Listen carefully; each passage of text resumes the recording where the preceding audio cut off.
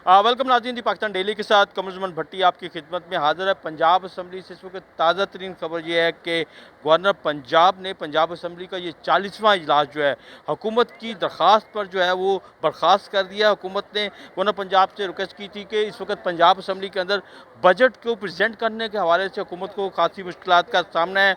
Budget पेश करने के लिए यहाँ पे बार बार रुकावटें डाली जा रही हैं। सो उन्हें किसी और जगह के ऊपर बजट इजलास जो है तलब किया जाए, जिस बिना के ऊपर गवर्नर पंजाब बलीगुर रहमान ने पंजाब असम्बली का ये 40वां इजलास जो बजट के हवाले से था वो बर्खास्त कर दिया और कल 41वां इजलास जो है वो ईवान इकबाल में तलब कर लिया है। तो कल 41वां इजलास गवर्नर पंजाब की तरफ से ईवान इकबाल में हो रहा है, जिसमें गवर्नर पंजाब की इस ऑर्डर के ऊपर जो है पंजाब हुकूमत जो बजट पेश करेगी। और इत्तलात यही है कि डिप्टी स्पीकर जो है वो इस इजलास की सदारत करेंगे, जिसमें वज़ीर ख़ज़ाना के तौर पे जो है अवैस खान लगारी जो है वो बजट पेश करेंगे। तो आज सारा दिन, आज दूसरा दिन जो था वो भी इसी कशमकश में रहा कि बजट पेश होगा कि नहीं होगा।